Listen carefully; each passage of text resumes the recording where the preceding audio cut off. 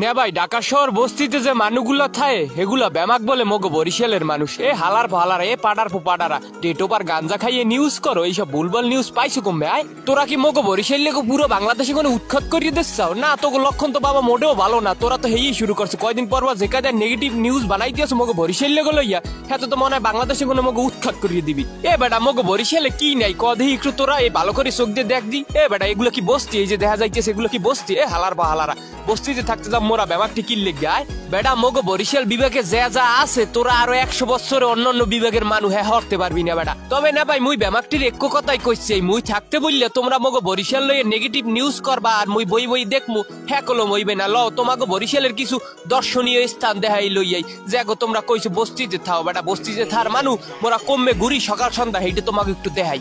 এই যে গুট্টে মসজিদ একমাত্র হাঙ্গা বাংলাদেশের মধ্যে মগো বরিশালেই একখান আছে, আর কোনো আনে আছে এরম মসজিদ এত সুন্দর ডেকোরেশন পুরো এশিয়ার মধ্যে মগো এই মসজিদের নাম কলো বিস্তৃত ব্যামাক মানুষ চেনে। আর কিল্লে গেছে নে কইতে পারেন কারণ এগো মগো বরিশালে অবস্থিত। মগো বরিশালের মধ্যে যা আছে সবই ফেমাস, হালান্য কোনো জিনিস নেই। আর বরিশাল মানেই ব্র্যান্ড। হাতে তোমরা মগো যত খয়রাতি কও আর যতই বস্তিতে থাই কও না কেন ও কোনো কাম হইবে না। ব্র্যান্ড নামের যে ট্যাগ বরিশালের ও রোমা তোমরা ভাঙতে পারবা না এ জন্মে। আর আমনে মগো গুট্টে মসজিদ আইলে এখানে পাইবেন গুট্টের নাম করা সন্দেশ, এক নামে যাচ্ছে না, একবার খাইলে বারবার খাইতে হইবে। আর মগো